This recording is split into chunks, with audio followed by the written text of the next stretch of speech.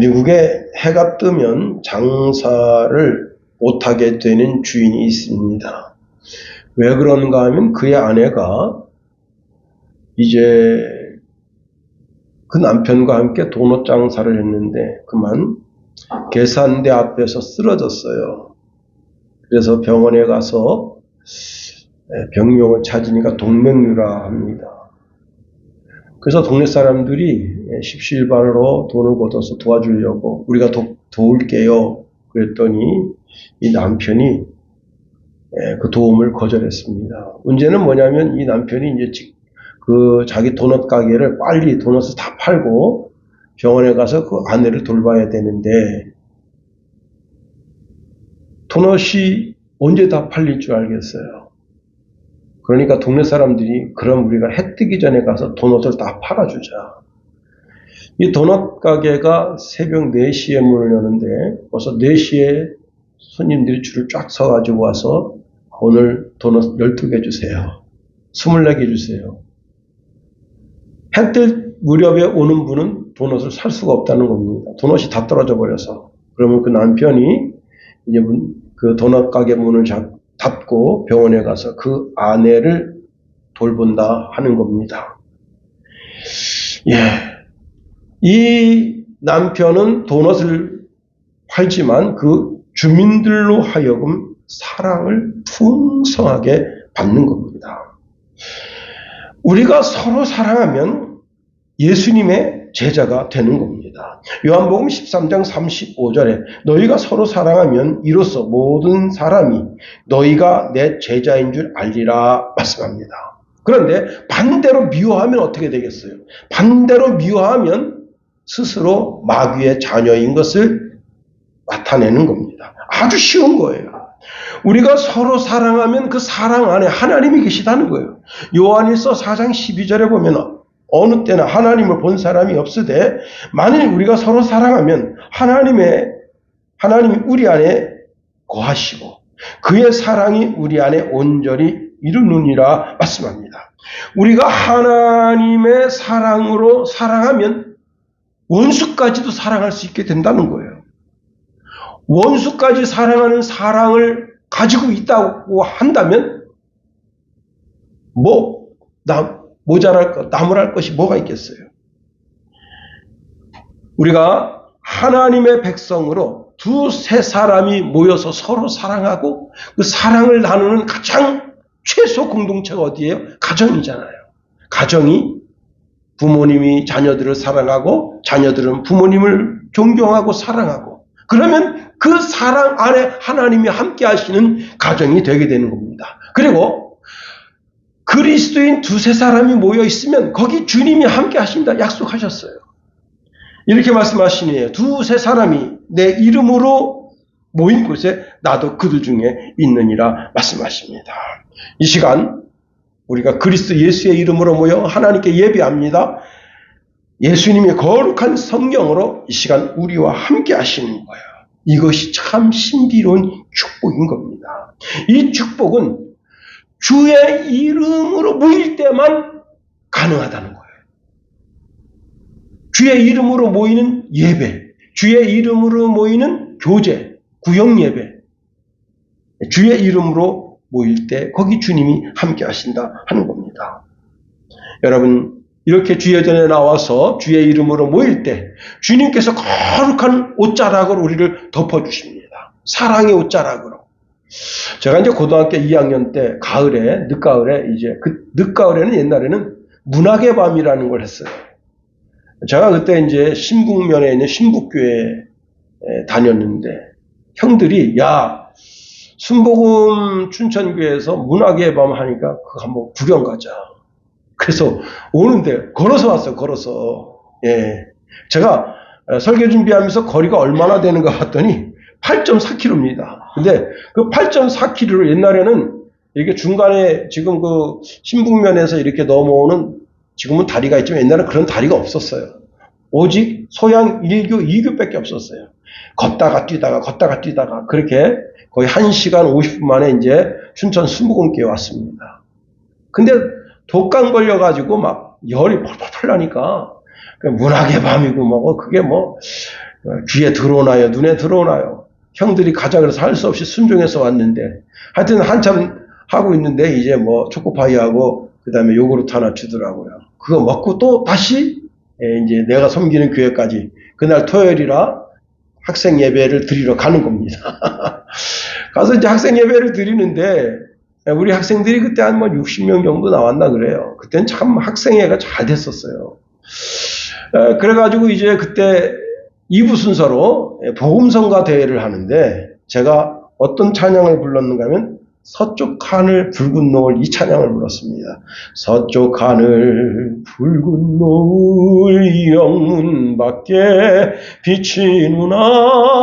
이 찬양을 막 이제 1절 기타 치면서 1절 부르고 2절 부르는데 3절 부를 때, 와, 뭔가 위에서부터 불덩이 같은 게 저를 확 훑고 지나가는 거예요.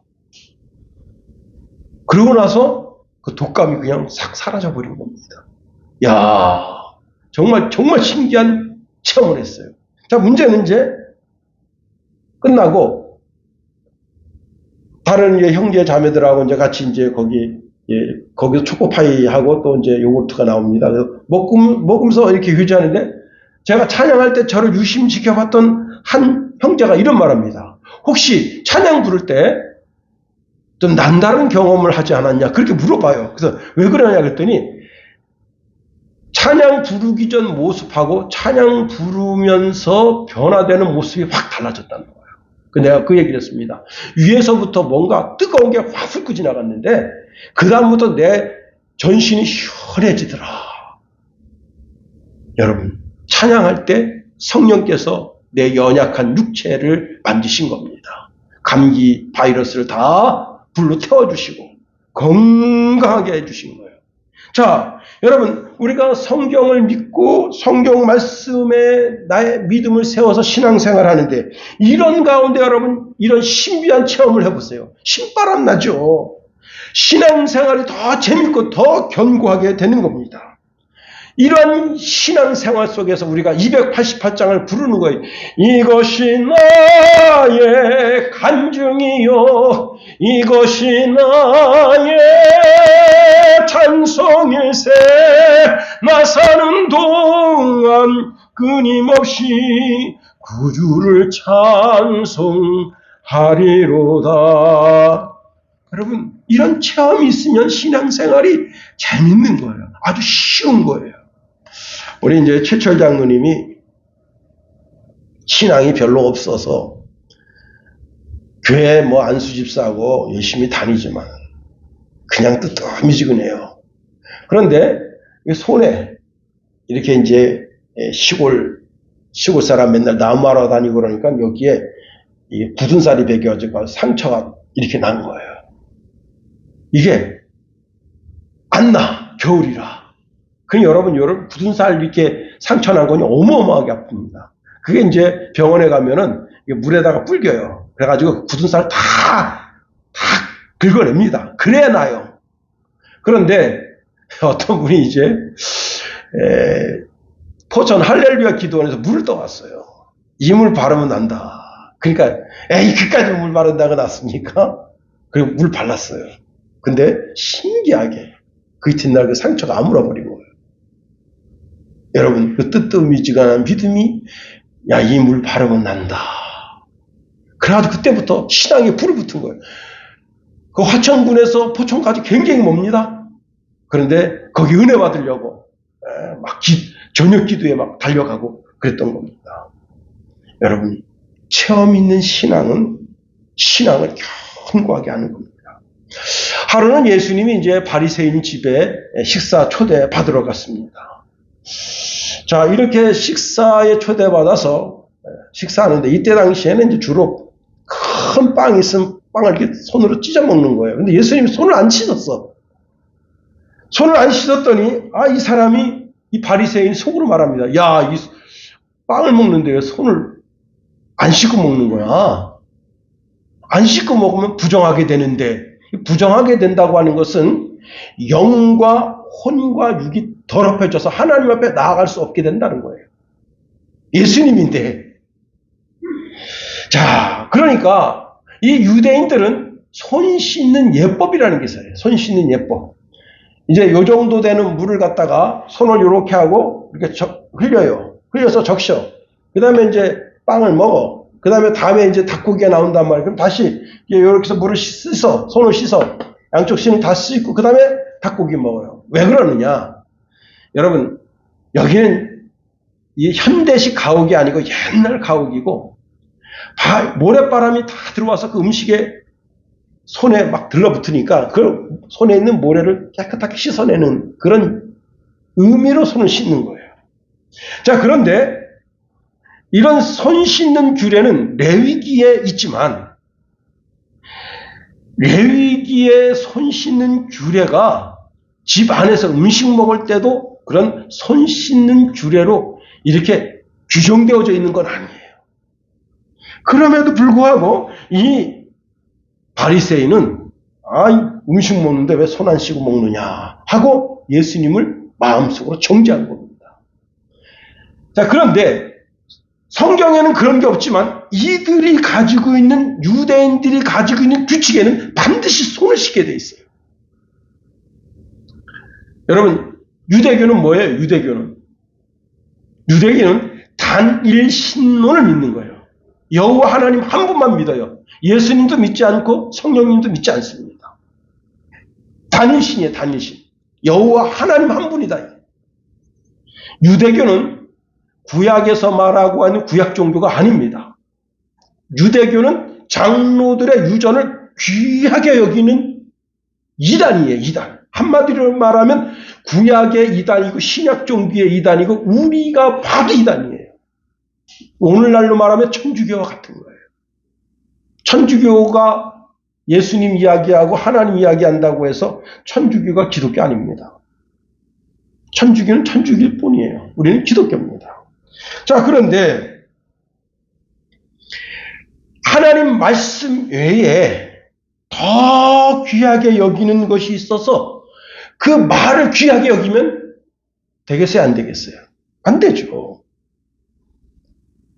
우리가 하나님 말씀 외에 사람들이 정해놓은 규칙, 원리, 법칙을 귀하게 여기면 그 사람은 하나님께로부터 뺨 맞아요. 하나님께로부터 버림받습니다. 사울왕은 하나님의 말씀을 버리고 자신의 명예를 높게 생각합니다. 하나님께 버림받아요. 우리는 오직 예수, 오직 성경, 오직 하나님의 은혜, 이것을 잊어버리면 안 되는 겁니다. 사무엘상 16장에 보면 하나님은 사무엘 선지자를 통해서 사울왕에게 이렇게 말합니다. 여호와께서 번제와 다른 제사를 그의 목소리를 청종하는 것을 좋아하신 같이 좋아하시겠습니까?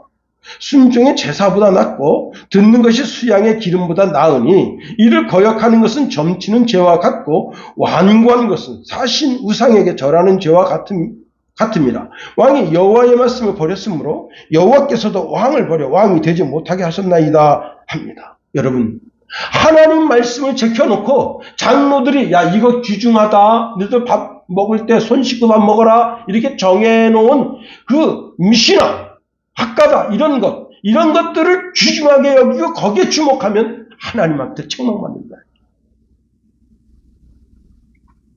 하나님의 말씀은 더하기도 하고 빼하기도 하면 안 된다는 거예요.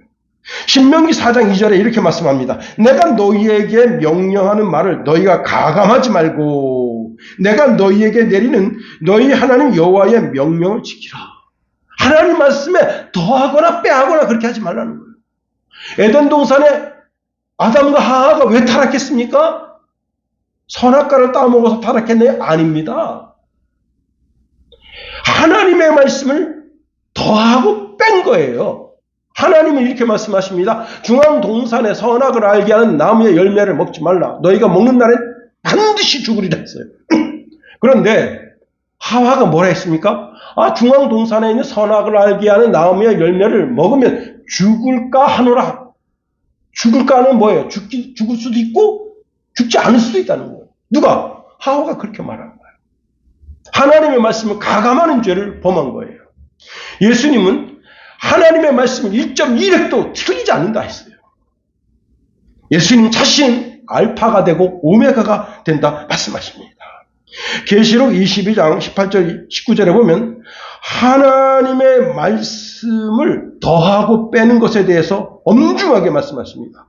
하나님이 이 두루마리에 기록된 재앙들을 그에게 더하실 것이요, 또 말씀을 잘라버리면 어떻게 하시느냐, 생명나무와 및 거룩한 성의 참여함을 제하여 버린다 말씀하십니다.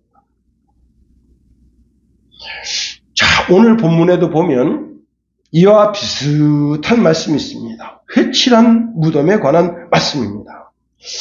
집이 이제 너무 가난하면요, 부모님이 돌아가셔도 부모님 시체를 어디다 안장할 데가 없어요. 최근에 이제 화장하고 그 화장한 그 화장제를 옛날에 영화에 보면 한강에 가서 뿌리고 뭐 산에 가서 뿌리고 그러잖아요. 요즘은 이제 대리석 상자에다가 그 뼈를 이제 부모님 유골이나 뭐 유골을 담아가지고 어떻게 하는가 하면 이제 시에서 마련한 그 메리터가 있어요. 그 메리터에 갖다가 이렇게 그 묶고 거기다가 이름표를 하나 써놓습니다. 그렇게 하는 게 이제 한 30만원, 뭐 좋은 데는 한 60만원 그렇게 하는데, 시에서 그런 곳을 마련해 놓지 않은 곳은 어떠하느냐? 기본이 800만원. 그러니까 부모님 돌아가셔도 어디다 마땅히 매장할 데가 없어. 그러니까 할 수 없이 이제 갖다 뿌리는 거예요. 그런데 예수님 당시 아주 가난한 자들은 부모님 돌아가셨는데 시체를 선산에 묻을 길이 없어요. 자기 땅이 없는 거야. 그럼 어떡하느냐? 아주 손쉽게 묻는 게 길을 파는 거예요.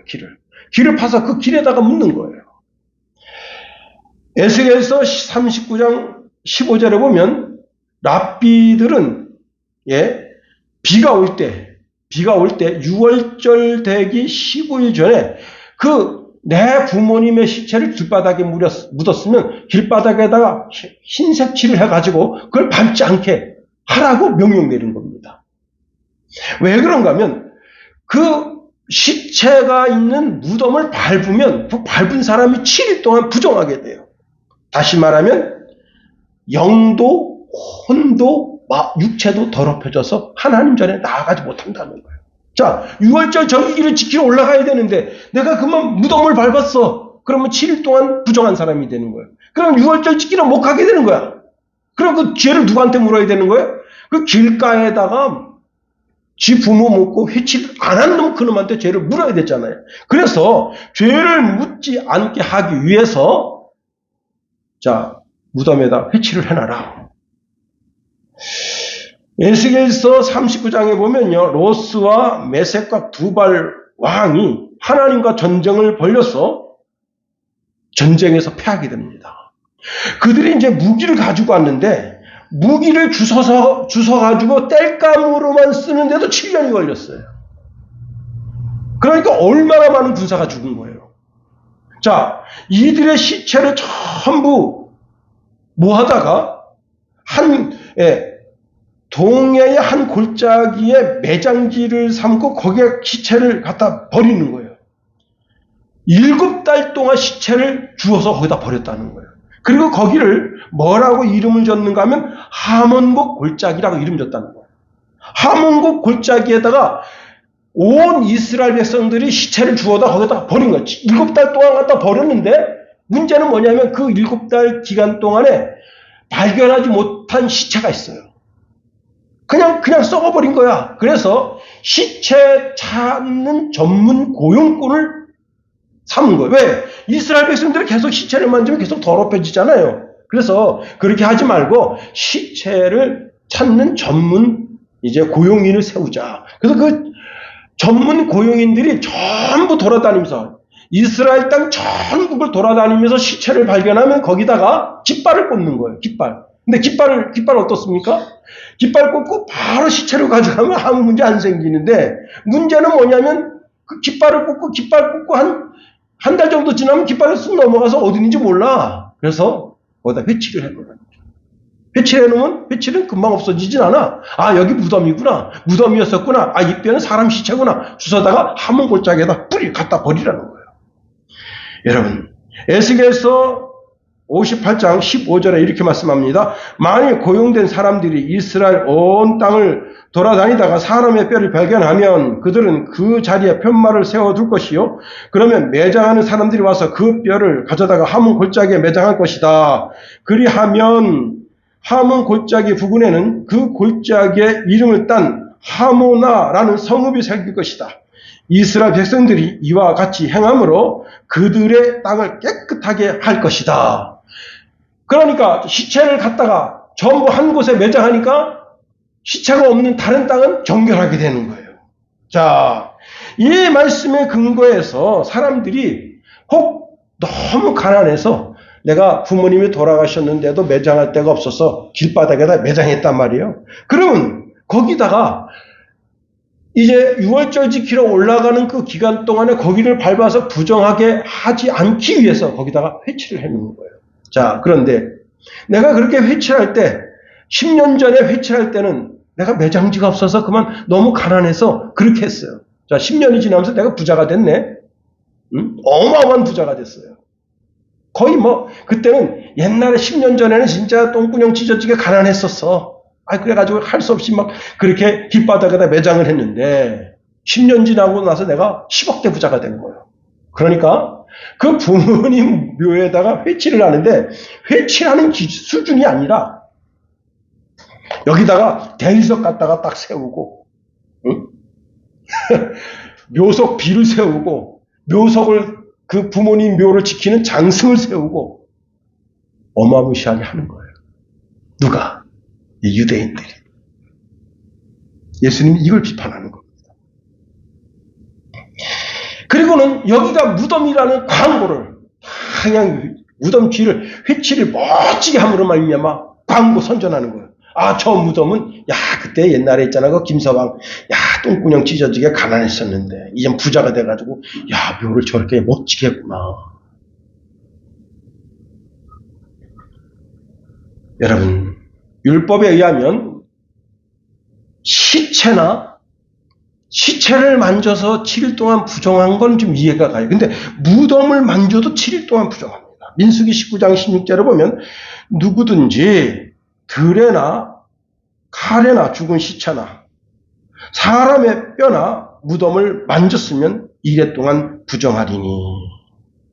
자, 그러면 제가 지금 이 부자된 유대인이 무덤을 어떻게 했다고요? 아주 화려하게 꾸민 거야. 묘석을 갖다가 세우고, 그 다음에, 그 무덤 주위를 전부 회치를 딱 해가지고, 우리 부모님 묘야! 여기는 우리 부모님 묘가 있어. 그리고 장승도 세우고. 여러분, 화려하게 한 거예요. 화려하게. 근데 그 안에는 뭐예요? 여전히 그 안에는 그 시체나 그 뼈나 그 무덤은 만지면 어떻게 되는 거예요? 사람을 7일 동안 부정하게 하는 부정이 그 속에 있는 거예요. 겉은 화려하지만. 그런데 이게 예수님은 이 무덤을 가리켜서 이게 바로 너다 말한 거예요. 너가 누구예요? 바리새인 서기관. 너는 겉은 화려해. 멋지게 옷을 입었어. 응? 양복에다가 말이지 머리도 그냥 무스를 바르고 멋지게 하고 외연적으로 보면 금반지도 차지. 그 다음에 요즘 여러분 저도 이제 스마트워치를 찾는데 이런 스마트워치는 싸구려 그냥 25,000원짜리인데 200만원짜리 300만원짜리 시계 스마트워치 차고 그냥 완전 돈으로 치장한 거예요. 양복 하나. 저는 그냥 진짜 이거 선배 목사님이 물려준 양복 입고 있는데 양복 한 벌이 얼마냐? 7,000만원. 야, 여러분 빠클.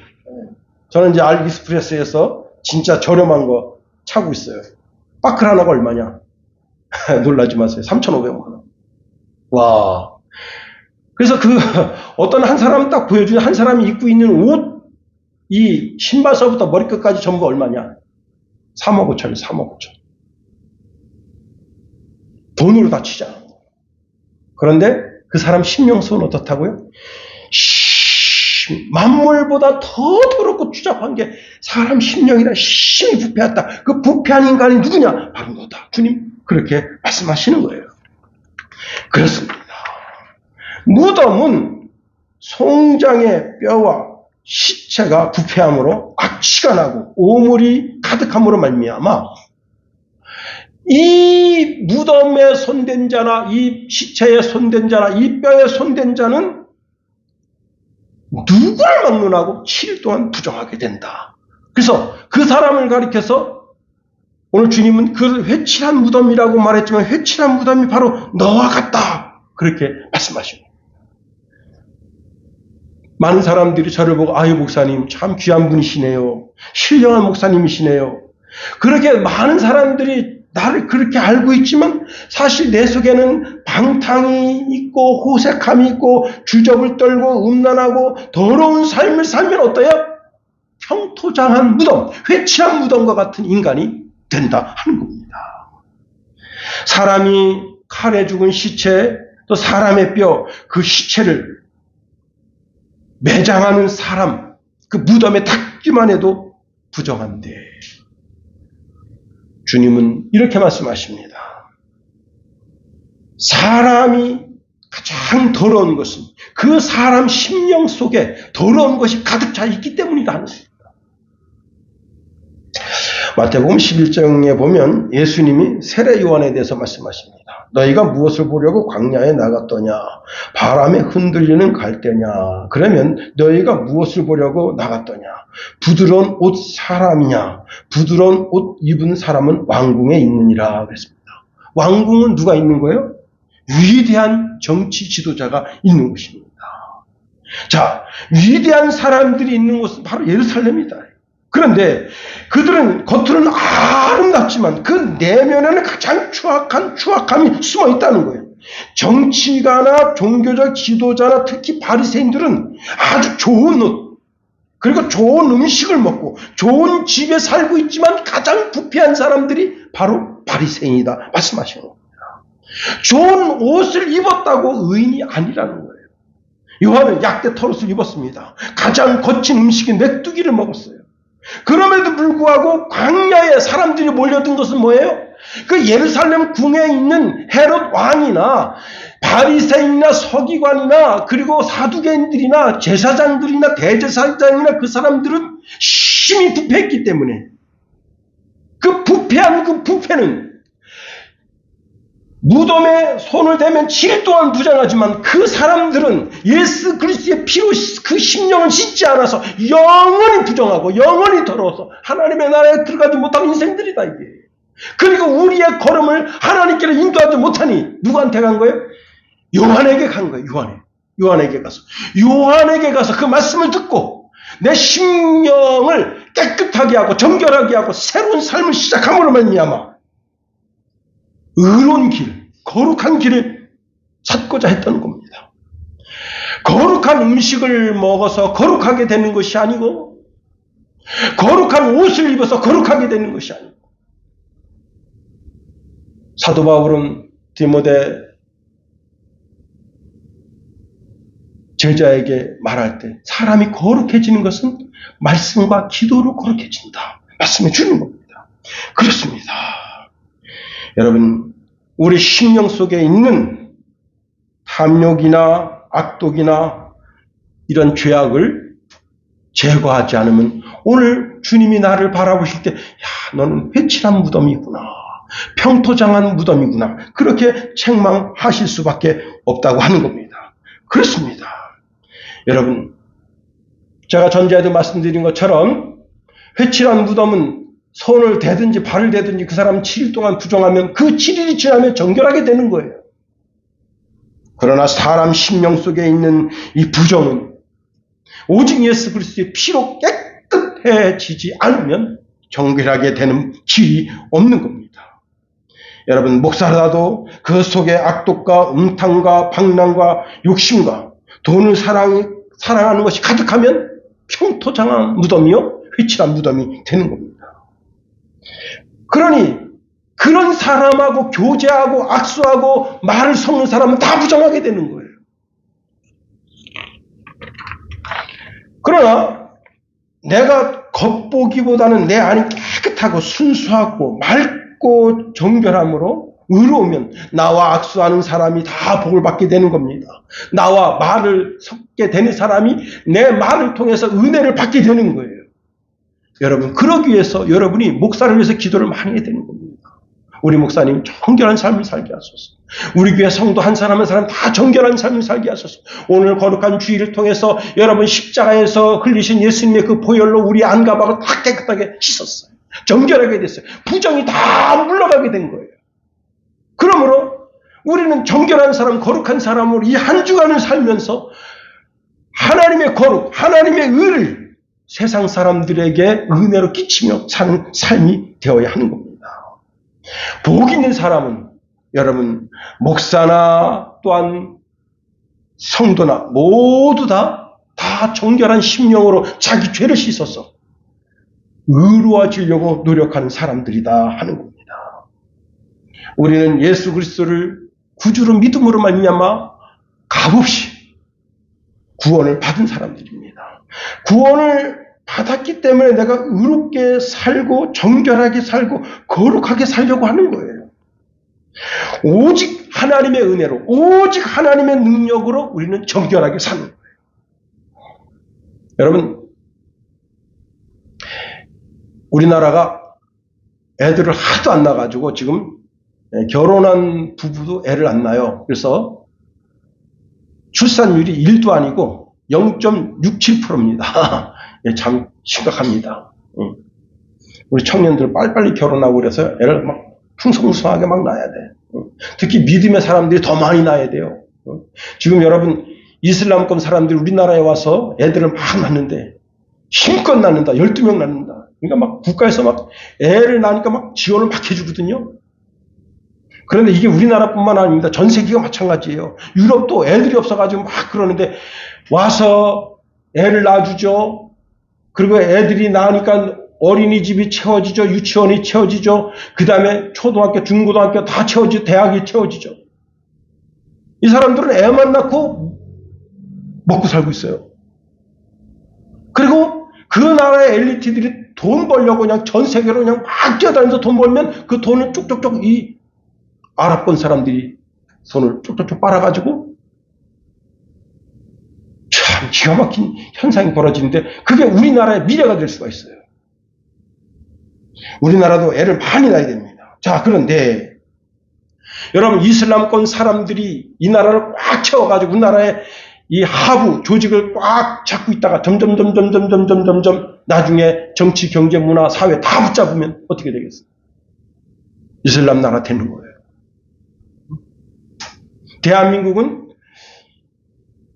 2050년 정도 되면 망한다. 왜? 애를 안 낳아서.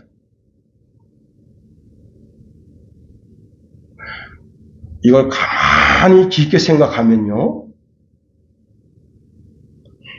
자기 속에 죄악이 가득한 사람들이 계속해서 그 죄악으로 살아요. 그래서 죄악으로 산 사람이 이 세상에 가득 차요. 그러면 하나님의 나라가 줄어들게 돼요. 그런데 계속 예수 믿는 사람이 자꾸 늘어나. 정말 의롭게 살려고 경건하게 살려고 막 몸써요. 애를 써. 그런 사람들이 자꾸 점점 늘어나게 되면 어떻게 되는 거예요? 나라가 더 정결하게, 더 성결하게 되는 거예요. 아, 이 나라는 죄를 짓고는 못 살겠구나 하는 그런 마음이 서로 생겨나게 되는 거예요. 그렇습니다. 여러분, 의도 마찬가지예요. 우리가 예수 믿고 의로워졌습니다. 그 의가 자꾸 자라야 되는 거예요. 그 의가 어디까지 자라야 되느냐? 예수님까지 자라야 되는 거예요. 에베소서 4장 15절에 보면 오직 사랑 안에서 참된 것을 하여 범사에 그에게까지 자랄지라. 그는 머리니 곧 그리스도라 말씀했습니다. 우리 의가 예수님처럼 된다는 것은 말도 안 되는 거예요. 그러나 그렇게 된다고 꿈을 가지고 예수님을 닮아가려고 몸부림쳐야 되는 거예요. 한 초등학교에서 선생님이 노트를 주고는 한 주일 동안 많이 들어본 단어를 쓰게 했어요. 근데 어떤 애가 거기다가 처음부터 끝까지 다 욕을 쓴 거예요. 종이 한 장에다가. 그래서 선생님이 걔를 불렀습니다. 야, 너 도대체 이런 말 어디서 배웠니? 그랬더니 우리 아빠한테 했어요. 야, 아빠가 이런 말을 누구한테 하냐? 우리 엄마한테요. 처음부터 끝까지 욕이에요. 제가 그 욕까지 여기 쓰려다가 말았는데 여러분, 그 애가 뭘 보고 자라겠어요? 응? 그 아이 미래가 보이는 겁니다. 처음부터 끝까지 다 욕이에요. 그 종이에 쓴 그 종. 우리가 진정한 그리스도인이라면 언제나 복받는 말을 해야 되니 감사합니다. 고맙습니다. 제가 좀 부족했네요. 할 수 있습니다. 여러분, 교회에서나 가정에서나 사회에서나 직장에서나 사업장에서나 여러분, 우리가 늘 사랑이 넘치는 언어, 복이 넘치는 언어를 해야 되는 거예요.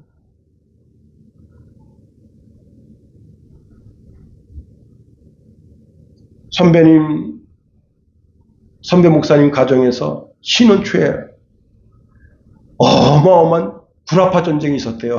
자기네도 세계 3차 대전이 자기 집에 있었대요. 목사님이 그때 이제 강도사님이고 이제 뭐 자기 아내는 사모지만 교회 가면 거룩해지고 집에만 오면 그냥 조그만 것 때문에 막 싸우고 그러는데 도저히 안 되겠다 그래가지고 목사님이 선언했답니다. 뭐라고 선언했냐면 앞으로 싸우려면 존댓말 합시다. 여러분, 부부싸움 하려고 하는데 존댓말 쓰는 거예요. 강도사님, 뭐 했잖아요. 이렇게 해서 존댓말 하니까 싸움이 안 되더래요. 그래서 그때부터 안 싸우고 있다는 겁니다. 여러분, 강도사라도 목사라도 자기 속에 있는 감정을 다 아내한테 쏟아내면 아내가 그 감정에 상처받고 그 가정이 되겠어요? 여러분, 우리는 말에나 일에나 행동에나 무엇에나 예수님을 닮아가야 한다는 겁니다. 한다는 사실입니다. 사도 바울은 고린도전서 9장 27절에 내가 내 몸을 쳐 복종하게 함은 내가 남에게 전파한 후에 자신이 도리어 버림을 당할까 두려워함이라 말씀했습니다. 바울도 사람이기 때문에 욕심이 있어요. 그럴 때 권투 선수가 상대방을 쳐서 다운시키듯이 여러분, 자기 자신을 쳐서 자기를 복종시켰다는 거예요. 그래서 자기 자신 속에 내 이 욕심, 내 이 본성이 드러나지 않고 하나님의 의가 드러나게 하기 위해서 몸부림쳤다는 거예요. 우리 속에 성령의 생명의 법이 작동해야 하는 겁니다. 여러분, 사망의 마귀의 법이 작동하기 시작하면 한두 끝도 없는 거예요. 그러나 성령의 생명의 법이 작동하는 사람은 자기를 하나님 말씀 아래 자기 자신을 무릎 꿇게 하는 거예요. 사도 바울은 고린도전서 15장 31절에 나는 날마다 죽는다 했습니다. 다시 말하면 자기 자신을 계속해서 자기 자신 속에서 꿈틀꿈틀대는 욕망을 그것은 날마다 죽인다는 거예요. 갈라디아서 2장 20절에 보니까 내가 그리스도와 함께 십자가에 못 박혔나니 그런즉 이제는 내가 사는 것이 아니요 오직 내 안에 그리스도께서 사시는 것이다. 내 안에서 예수님이 사시게 내 주도권을 다 그분에게 인도해 드리는 거예요. 그럴 때 내 마음속에 꿈틀꿈틀대는 나 자신을 부정하게 하는 추악한 죄악이 죽게 되는 거예요. 내가 내 삶 속에 내가 해서는 안 될 일을 할 때 나는 선언해야 되는 겁니다. 주여, 나의 주인이 되어 주시옵소서. 내 감정을 다스려 주옵소서. 음란이 내 속에서 꿈틀댈 때 여러분 거룩을 위해서 힘써야 되는 거예요. 여러분 아마존에 강 상류에서 이런 나무들을 다 베가지고 강으로 이렇게 흘려보냅니다. 저 밑에서 큰 배를 갖다 놓고 그 나무를 하나씩 다 척척척 실어요. 상류서부터 물이 이렇게 만만하게 흘러가니까 그 나무를 흘려서 그 강 하류까지 가는데 아무 문제 없이 흘려보낼 수 있어요. 그런데 역으로 간다고 생각해 보세요. 역으로 그 나무를 끌고 산 위로 끌고 올라간다고 생각해 보세요. 이거는요 몇 곱절의 힘과 에너지가 소비되는 거예요. 다시 말하면 세상의 흐름처럼 막 흘러가면 쉬워요. 세상의 타락의 흐름처럼 막 타락하면 쉬워요.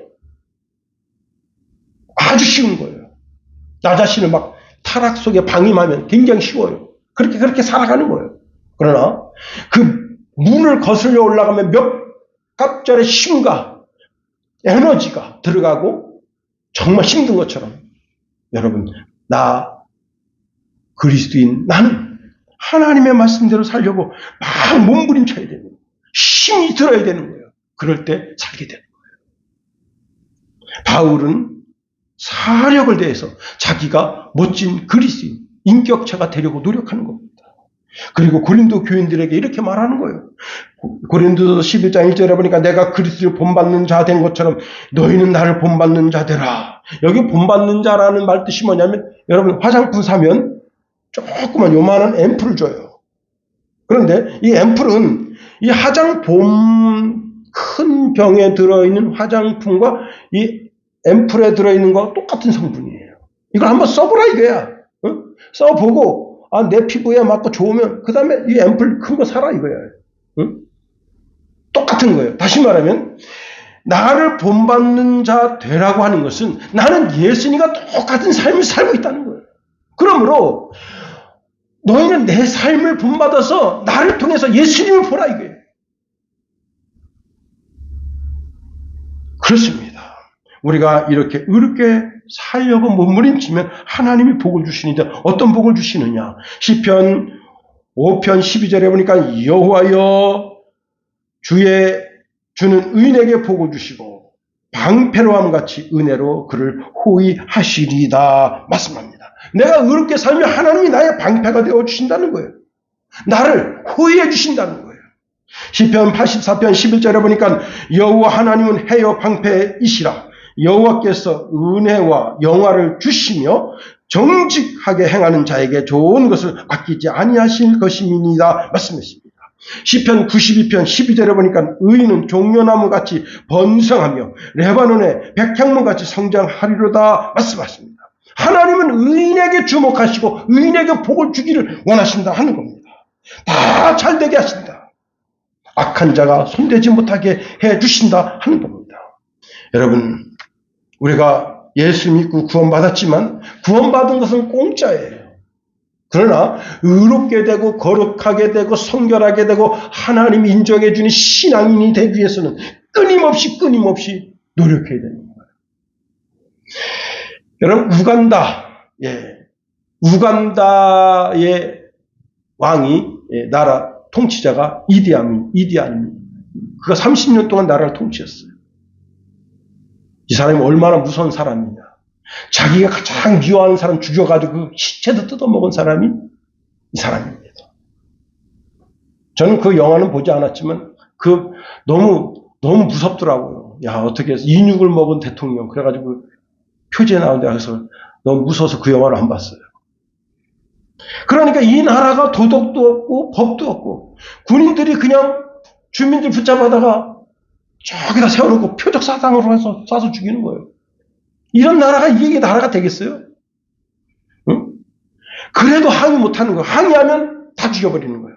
여러분, 버스를 검열하다가 어떤 좀 이렇게 제가 참 청년 때 이게 지금은 이제 이렇게 살이 붓고 그래서 좀 사람이 좀 사람 같아 보이지만 청년 때는 이래가지고 하여튼 제가 서울 가면요 나만 검문하는 거야. 옛날에는 전철역 앞에 다 경찰관이 검문합니다. 하루는 진짜 열받아가지고 내가 그랬어요. 아니 여보시오 말 좀 물어봅시다. 그러니까 그 사람이 날 쳐다봐요. 내가 교회 전도사인데 아니 왜 이게 저기 전철역에 나오면 나만 검문합니까? 그랬더니 선생님이 좀 무섭게 생겼잖아요. 내가 이렇게 선하게 생겼는데 뭐가 무섭다니까. 어쨌거나 선생님이 좀 무섭게 생기고 좀 이렇게 죄를 질 만한 여보시오. 내 진짜 화딱지 난다고. 내가 조금 전에 용산역에서 지금 검문당했는데 지금 여기 지금 부평역에 왔는데 또 검문하니 이거 얼마나 열받습니까? 내가 막 뭐라 그랬더니 글쎄요.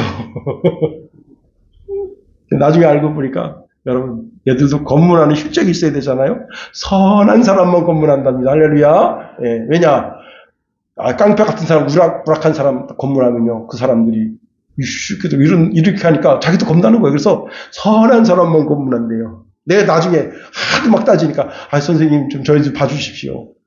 우리가 검문할 때 시골에서 올라온 사람, 착한 사람, 선하게 생긴 사람만 검문합니다. 여러분, 근데 여러분 우간다는 그게 아닙니다. 버스에서 검문하는데 그 정말 우부락부락한 사람이 막 성질 내니까 그 검문하던 경찰관이 그 안에 버스 탄 사람 다 죽여버린 거예요. 그래도 그 죄를 묻지 않습니다. 이게 이런 나라예요. 그런데 여러분, 교도소 안에서 패싸움이 일어났어요. 패싸움이. 근데 교도소 안에 있는 놈들 지들끼리 싸우다 다 죽어도 괜찮다고 경찰이 말리러 가지도 않습니다. 이런 나라가 우간다인데요. 여러분, 백성 40%가 에이즈에 걸렸어요. 그런데 그 우간다의 한 교회가 이 우간다를 구해달라고 하나님께 부르짖어 기도하기 시작했습니다. 기도운동이 일어났어요. 그리고는 우간다의 이디아민이 추출당하고 기도하는 사람이 대통령이 됐습니다. 그래서 나라가 회복되기 시작한 거예요. 지금은 에이즈가 10%밖에 안 된다는 거예요. 한 교회가 울부짖으며 하나님의 의를 구하니 그 나라가 구해지게 된 거예요. 오늘 우리가 이 말씀을 듣고 우리가 내가 거룩한 사람인데 정결한 사람인데 깨끗한 사람인데 의로운 사람인데 하고 나 자신의 겉치장이 화려하고 아름답고 멋진 인생으로 사는 사람은 하나님께 뺨 맞고 인정받지 못하지만 내 속에 있는 죄악을 슬퍼하고 괴로워하며 내가 의롭게 살려고 몸부림치면서 나 자신의 신앙의 개혁과 이 조국 대한민국이 새로워지기를 위해서 기도한다면 하나님 그 기도를 들으시고 모든 부정을 물리쳐 주시고 이 우간다 이 죄악된 나라를 구원하신 것 같이 이 대한민국을 구원해 주실 줄 믿는 거예요. 여러분, LG야 부피에는 목동이에요, 목동. 그런데 그가 부르방스, 여기는 황무지입니다. 내가 여기에다가 숲을 만들겠다고 하는 그런 결정을 마음속으로 했습니다. 그래서요, 매년 도토리 10만 개를 심었어요. 10만 개를 심으니까 그 중에 8만 개는 짐승이 먹고 2만 개만 싹이 났는데, 근데 그 중에 2만 개 중에 1만 개는 짐승이 밟아서 죽고 겨우 1만 개만 살아납니다. 그런데 숲이 울창해지니까 세계 2차 대전이 나서 거기가 전쟁터가 돼서 그냥 그 도토리 숲이 다 망가졌어요. 세계 2차 대전 지나고 여러분 다시 이 사람이 또 도토리를 심기 시작했습니다. 매년마다 10만 개를 심었습니다. 2차 대전이 끝나고 얼마나 많은 도토리를 심었던지 도토리가 나서 또 도토리가 싹이 나고 그래서 도토리 숲이 됐어요. 그 전체가. 한 사람이 몇십 년 동안 도토리를 심으니까 부르방스 황무지가 숲이 됐어요. 그리고는 숲이 되니까 어떻게 됐어요? 동물들이 돌아오고 사람들이 돌아오게 돼요. 방목을 하게 돼요. 사는 땅이 되게 됩니다. 나 한 사람이 무슨 거룩하게 산다고 해서 이 나라가 뭐가 되겠어? 아닙니다. 됩니다. 지금요, 북한에서는 적화 통일하겠다고 하는 결정을 끝냈다네요. 미국의 북한 전문가가 북한은 남한과 전쟁하는 결심을 마친 것 같다는 보고서를 대통령한테 올렸다는 겁니다. 김대중 대통령이 햇볕 정책을 통해서 얼마나 갖다 많이 퍼졌는지 그걸 핵 만들고 그 핵이 진짜 결실을 맺어서 핵이 수용화되고 대한민국 도시 전체를 놓고 핵미사일 쏘는 연습을 끝냈다. 먼저는 연평도를 먹고 경기도를 먹고 여러분 정신 차려야 돼요.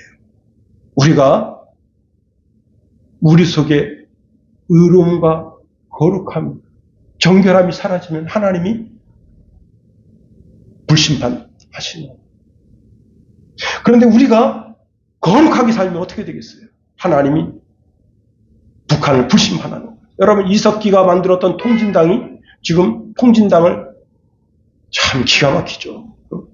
완전히 망가져서 없어진 그 통진당을 지금 민주당 이 모시기가 지금 회복시켜서 제1번이 통진당 최악질 빨갱이가 지금 비례대표로 국회의원 되게 생겼어요. 그 통진당이 이재명과 손잡은 겁니다. 사람들이 대통령을 폄하하고 연일 용산 앞에 가서 데모합니다. 그런데 그렇게 해서 이 땅이 망가지는 게 아니에요. 그들은 그들 나름대로 자기가 그게 사명이 있다고 그렇게 하는 거예요. 문제는 우리입니다. 우리가 평토장한 무덤, 회칠한 무덤처럼 계속 살면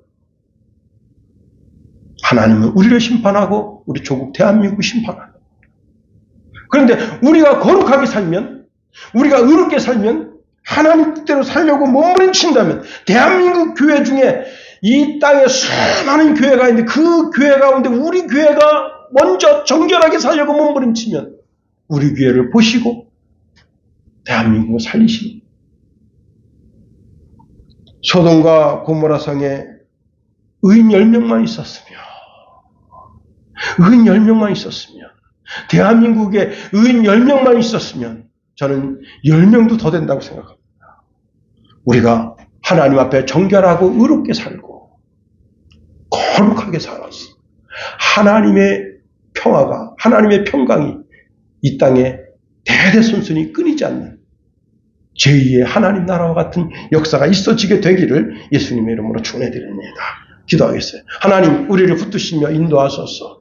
하나님이여, 하나님이여, 우리가 겉은 화려하고 아름답지만 속은 심히 부패해서 우리 속에 음란과 온갖 죄악이 난무하는 부정한 인생이 되지 않았는가 우리 자신을 살펴보고 다시 한번 정결하게, 의롭게, 성결하게 살려고 몸부림치는 우리가 다 될 수 있도록 도우시며 인도하소서. 예수님 이름으로 감사하며 기도합니다. 아멘.